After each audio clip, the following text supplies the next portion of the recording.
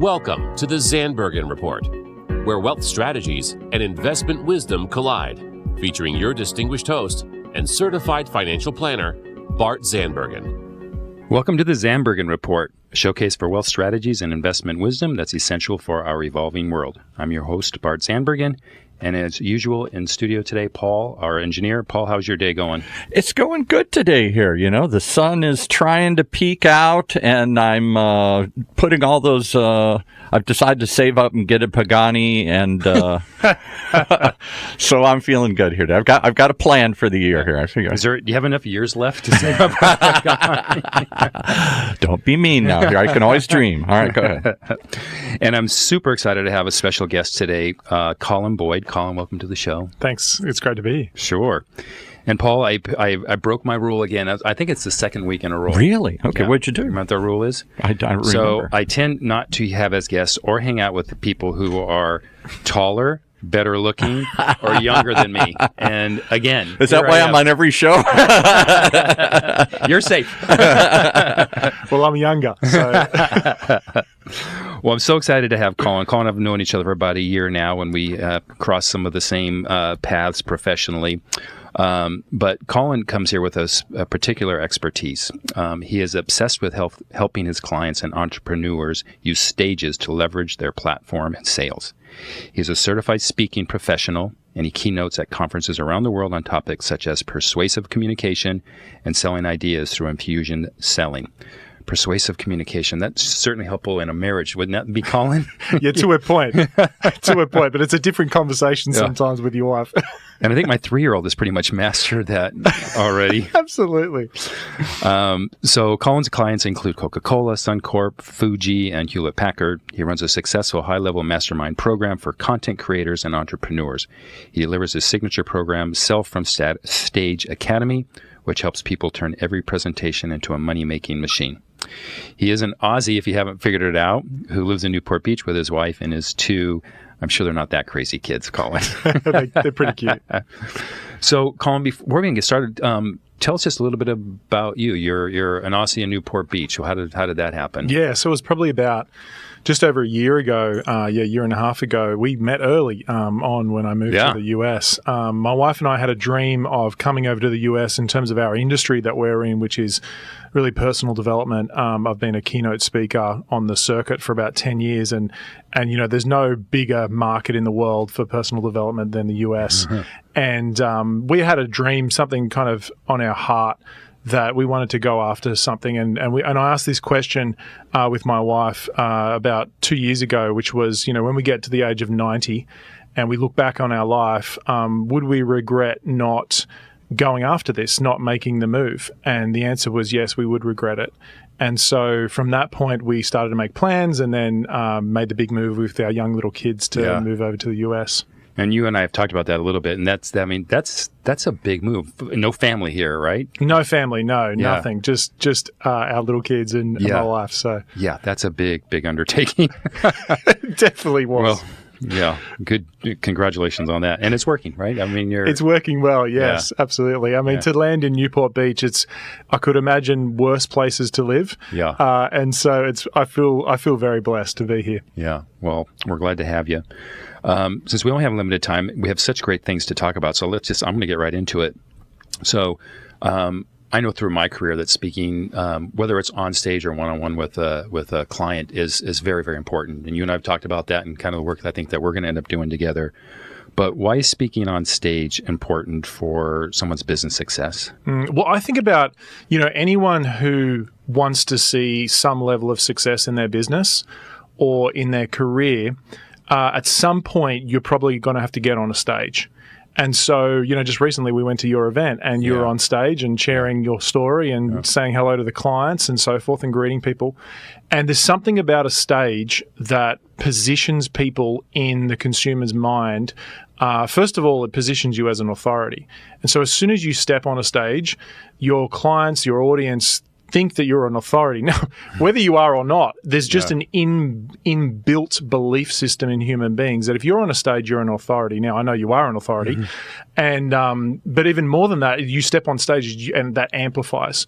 And so, if you're building a business and you're talking to your not only your customers, but even your employees, as you're building your business, you're going to be on a stage. And so a stage could be a meeting. It doesn't have to be, a keynote speaker. Gotcha. It could be a meeting.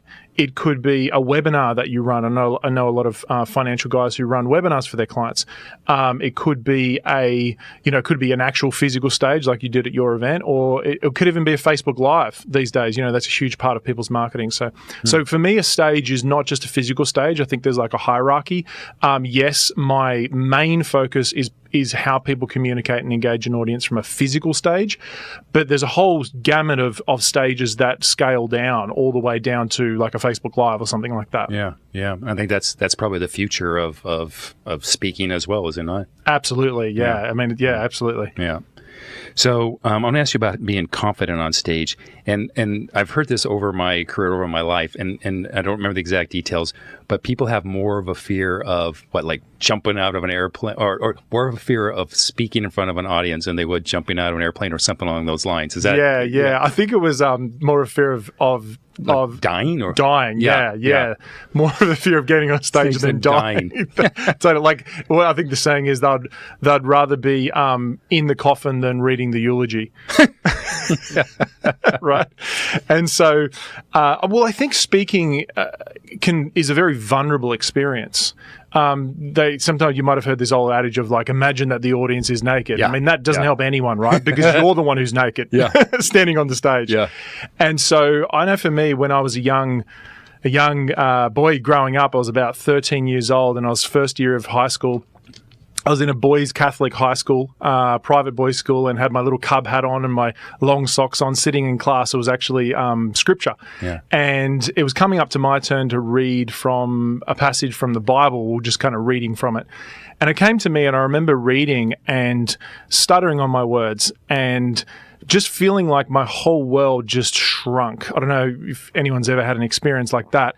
And I remember after it feeling like, man, I can't even read in front of people. Like, I obviously am not intelligent. Maybe I actually thought maybe I'm an idiot. As a young man? As a young man, when I was 13, right? And I remember I had such a visceral and emotionally intense experience from that situation. And that really stayed with me till I was about 23, 24, when I realized that experience had shaped the meaning that I'd created about myself, about speaking on a stage and in public. Yeah. And to the point of, I remember there was different points when I would do a presentation and my hand would shake so much that I had to grab one hand with the other to stop the microphone shaking, because I was in just such a visceral reaction from it. Yeah. And so I want the listeners to know that this is not something that comes natural for almost anyone. Yes, there are some people, but for me, it wasn't natural. It's definitely something that I've had to develop. Yeah. And what I've learned through doing, literally tens of thousands of hours on stages is that a lot of it's in your head. A lot of it's in the mind game, and a lot of us have had experiences in our past that affect us on an unconscious level when we step on a stage.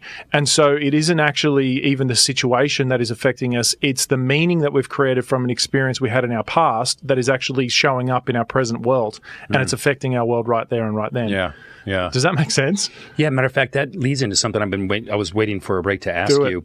I recall that when I was young, like between kindergarten and sixth grade, I remember being fearless. I didn't, to your story, I would get up and read. I didn't mind asking questions in class, nothing. And then right around junior high time, I was completely the opposite. And I asked less questions. I didn't want to speak.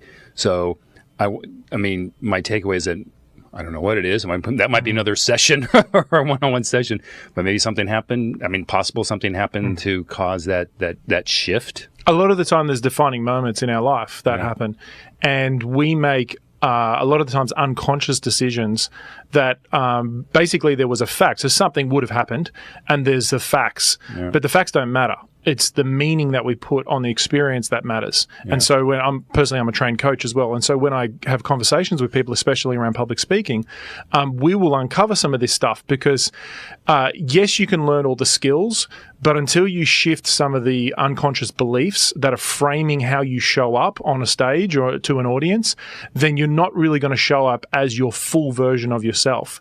And so a lot of the time it is uncovering those things and working out what was the meaning that you created in that moment, or even the decision that you made. And you were talking about, you made a decision. I know I've done same things. You're not phenomenal in that area. Like, everyone's made these sort of decisions before, but basically it's like, what was the decision that you made, and then what other meanings could have we created around that situation? And so for me, I'm always looking at trying to reframe the meaning or the decision that the person made at a younger age, and it's really fascinating. It's almost like when you make a new decision, create a new meaning, it actually shapes all the way from that moment. You'll look at your life in a different way because you have awareness around it. And so, a lot of the work that I do with clients is actually, it's a deeper work than just skill work. Yeah. So this may be off topic, but I think it's related. I've talked to a lot of speakers or people who speak often. Maybe they're not professional speakers like you, but they speak often. And I would often ask her, how do you do that without being nervous? And like, what are you talking about? I almost threw up before I got on stage, but they were able to get through it. But then also similarly, I was thinking, I just wrote down a few names of people that I've seen. Now, these are actors or performers that I've seen on stage with one personality. Like Steve Martin is hilarious and seems like he has no fear, right? When he's acting. But I've seen interviews with him, and he's so shy and introverted. Same with Prince, who's now no longer with us, but a phenomenal, very flamboyant actor on stage. And in the interviews with him, he was very quiet and demure. So there's got some. Is there some similarities with that in speaking, or the personality types? Yeah, well, I think there's a. For me, it's about showing up as a 2.0 version of yourself on stage. And so there's like the normal version that we have a conversation over coffee. Yeah. But when you step on a stage, you need to show up as an amplified version of yourself. And that's essentially what you're seeing, is like they're showing up on stage as the amplified version of themselves. And I think one of the challenges I know for me is that, as a professional speaker, I've had to work through is there's a stage life and then there's a real life. And so there is a level of stepping onto being on a stage, and that, even if it's just a Facebook Live or stepping into a big conversation, a big negotiation or something like that. You have to show up as the bigger version of yourself as opposed to the smaller version of yourself, and a lot of that starts with just what you're telling yourself coming into the conversation. And so most people, there's a whole kind of ladder that I take people through, but most people come in asking questions like, what will they think of me?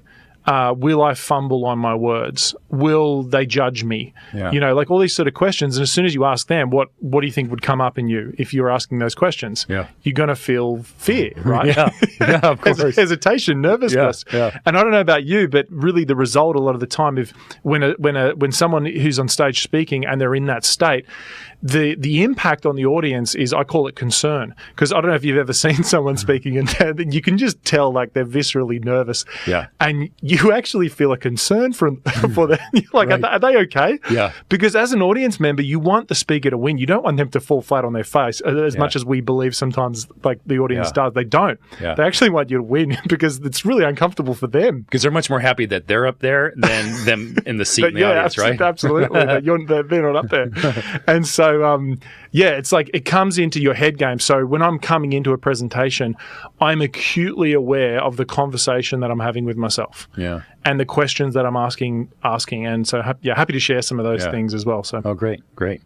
Just so you know, I want you to start thinking about it. I'm going to ask you for more questions, but I love stories on the show. I forgot to tell you. So if you can, while you're dual processing here, think of like a good story of a success story or something. Keep that in mind.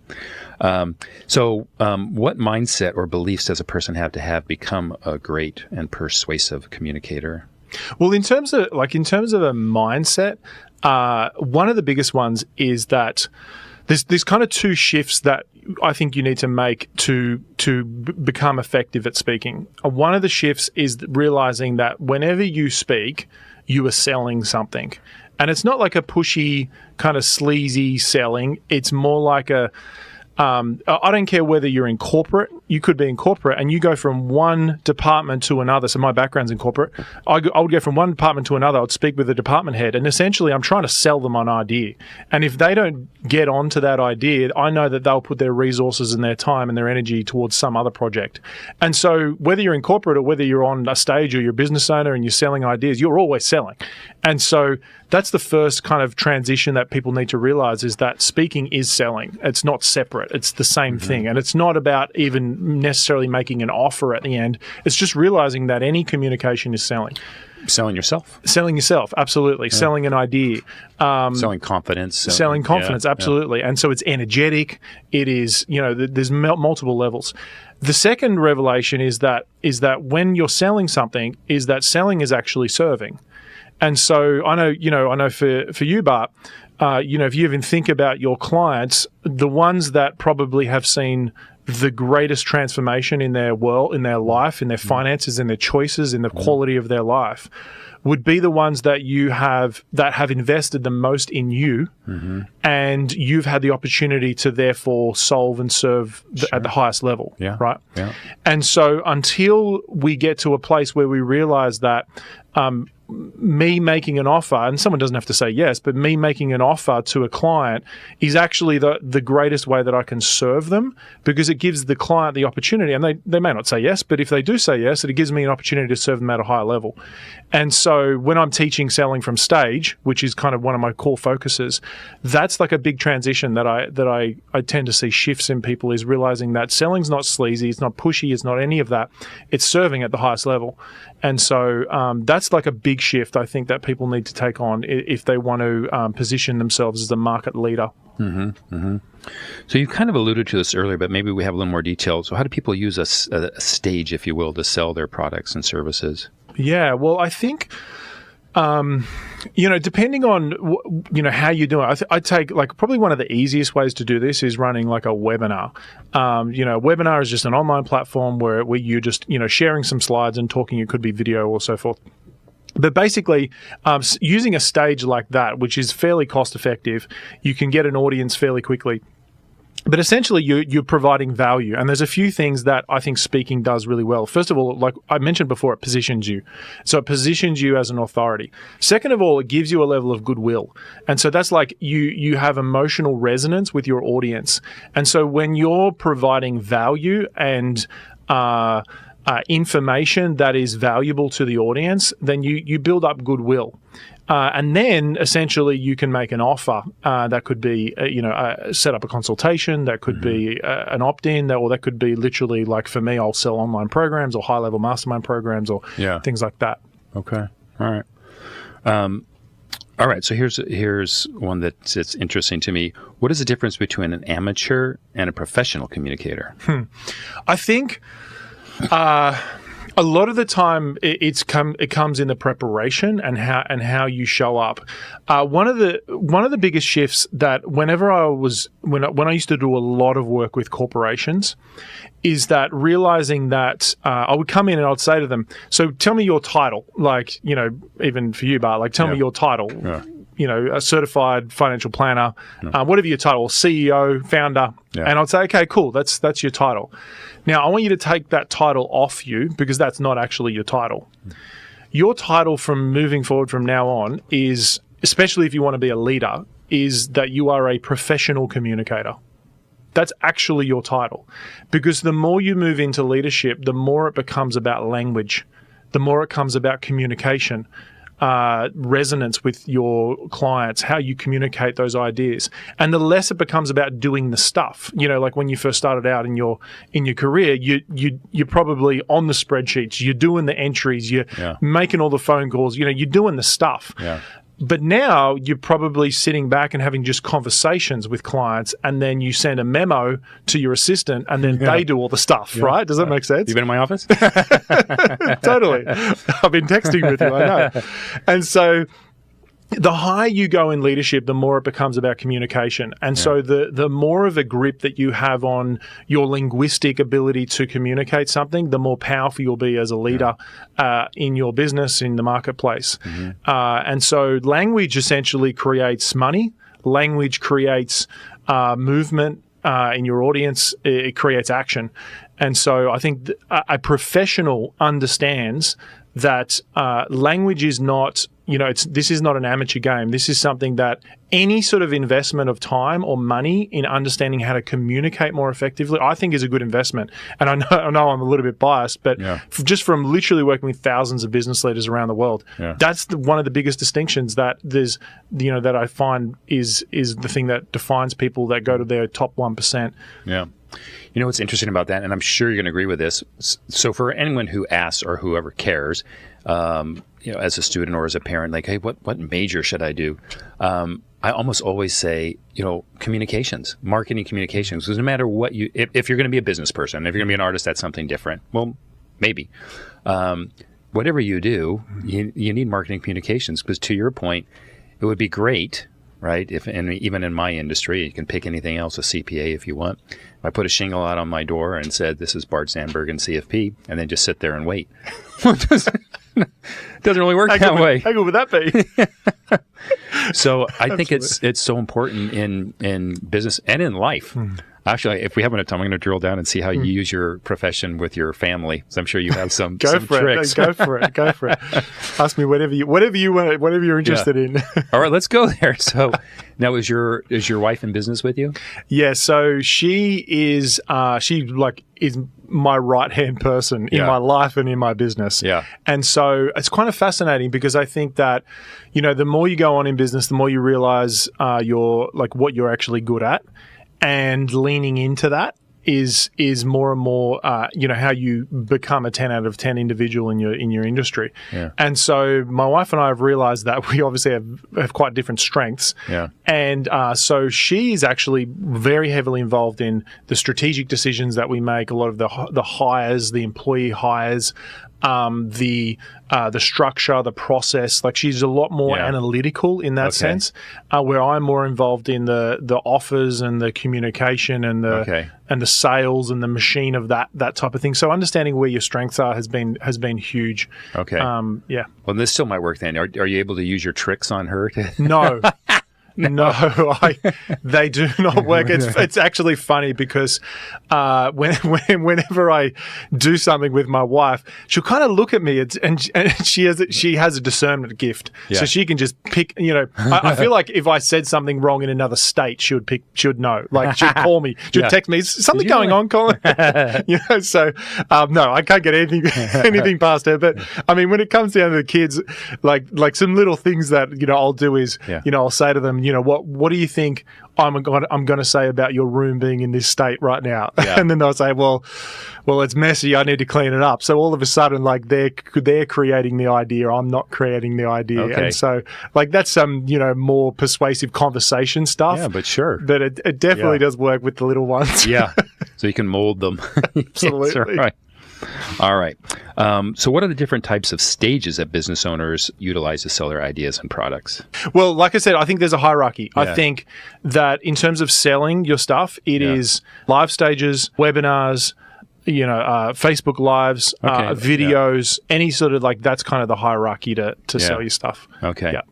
And then what are some of the steps for becoming your level, a masterful speaker? Well, there's kind of this journey that people tend to go on. The bottom level is where you're focused on yourself, right? So I'll take you through the journey. So you're focused on yourself. You're worried about what people will think of you, and so everyone kind of starts there, right? That's where I started. The second level is where you start to trust yourself, but you're trusting your intuition, and it's what I call untrained intuition. And so untrained intuition is where you basically, you get up there. It's a classic, like, 21st speech. There's no structure, no process to what you're doing. There's no training behind it, but you're just like, okay, I'm just going to give it a go. The third stage is where you understand structure. And so a lot of people come to me for structure. So they'll say, Colin, how do I craft a presentation so that it makes sense, that it makes the points I want to make, and it flows? That's structure. The fourth level is stagecraft. So that's like, how do you tell stories? How do you share metaphors? How do you use your body to move? How do you anchor in the stage? It's like some of the more advanced artful side of things. Then everything starts to shift. And this is the fifth level, which is when your whole reason for communicating is actually, you realize it's not about you at all. It's about the audience. And so, I mean, just recently I was working with a client and we had a look at her presentation. And I said to her, she was presenting a case study. This might even be relevant for yourself. Like, you've got case studies of clients and so forth that you potentially could present. And she was like, I was just sharing like the lessons that I learned from the case study. And I said, well, this whole presentation is about you. And she's like, yeah, it is about me because it's about my client and my case study. And I said, the presentation has nothing to do with you. I said, put yourself in the seat of the audience. What would the audience want to learn from this case study? Like, what value would they want to take from it? And even in the framing of setting up the case study, I was like, how do we make this attractive and give some motivational juice for this case study so that the audience would want to lean in? And she was like, oh my gosh, I never even thought about that. I thought the presentation was about me presenting my case study. And I'm like, it has nothing to do with your case study, even though you're presenting the case study. Yeah. And so the biggest shifts that people make is realizing that their presentation literally has nothing to do with them. And they think they do. And that's what amateurs think. Amateurs think their presentation has, they're doing their speech. And a speech has nothing to do with you. And that's the fifth level. And the highest level is what I call purpose. And purpose is when you tap into, there is a greater reason for the communication piece that you're giving that's bigger than you, it's bigger than them, the audience, and it actually taps into a greater purpose. Like, I look at some of the greatest speeches of all time, like a Martin Luther King, I Have a Dream. Yeah. You look at the conviction in his eyes, the conviction of the energy that he brings to that communication piece. And that piece has nothing to do with him. Even though he's saying, I have a dream, it's not even his dream. It's not even the audience's dream. He's trying to tap into a greater purpose that's even beyond just the people listening. It's like this core conviction about creating change on the planet. And so when you tap into that, and I think anyone can find that, it doesn't matter what you're selling, because you think about the flow-on effect, like even, for you and the impact that it makes on your clients, Bart, and then you think about the relationship that they will have in their families, the financial peace they have in their families, how they relate with their kids, how they show up with their family because they have more financial peace. You tap into that purpose. It's not even about money, even though that is an outcome of it. It's actually about the peace that they have, the connection they have with their family. You tap into that and you picture them relating with their kids, relating with their wife, with their husband, whoever your client is. And all of a sudden, the presentation that you're giving has nothing to do with you, has nothing to do with them. It has everything to do with the purpose that you're creating and leaving like the mark on the planet. Yeah. Wow. You've taken speaking to a whole new level, Colin. I love it. All right. I'm going to take that case study as a story. That was pretty good. I like it. Thank you. Yeah. And because we're out of time, so I'm going to use that as a story. Yeah, we could keep going. Yeah. It's been so awesome having you here today. And I do have the honor of asking you what I call my final thought question. So please share with us, if you will, your ultimate lesson learned as your career as a professional speaker or coach. I think for me, reflecting on the ultimate lesson was that all of us have a level of genius that we've been given. It's like something that comes easy, and things that come easy, you need to work hard on. And so the quicker you discover what that genius is, like that thing that you could be known for as a 10 out of 10 for, the thing that comes easy, you work hard at. Whatever that is, that's for me has been the lesson that, I look back at one time I was a pizza delivery driver, and I was the worst pizza delivery driver you would ever experience. There's a whole story around that, which we could get to at some point. But now, I worked out what my genius was. And then from there, I've been able to lean in on it. And so I just want to encourage all your listeners to think about, to work out what is that genius and what is the thing that you can lean in on, and then, put all your chips in that area. Oh, love it. We're going to have you back and find out about the pizza story and the pizza story is good. Genius. Yeah? Oh, yeah. All right. You're coming back for sure. Colin, how can people reach you? So I'd love to connect with people on Instagram, which is just Colin Boyd with one L, ColinBoyd. And you can check out my website, which is colinboyd.co. Okay. Yeah. There's a country singer. I can't get the .com. Oh. He's touring around, but I've hit him up, but he won't give it to me. Yeah. So it's his .co. Well, Colin, thanks so much for having you coming in today. It was great having you in studio. I think this is something we're going to have to revisit. And thanks so much, everyone who tuned in, and we look forward to being back next week. Cheers. Tune in next week for the latest edition of the Zandbergen Report, Tuesdays at 2 p.m. Catch up on our recent shows by visiting bartzandbergen.podbean.com. The Zandbergen Report is also available on iTunes, iHeartRadio, and Spotify. Interested in being a featured guest on our show or have a question you'd like to hear us answer? Email podcast@bartzandbergen.com. Bart A. Zandbergen, CFP, and Letitia Burbaum, AIF, are registered investment advisors with Optivest Inc. and registered representatives with Gramercy Securities Inc., member FINRA and SIPC. Investment advisory services are offered by Optivest Inc. under SEC registration.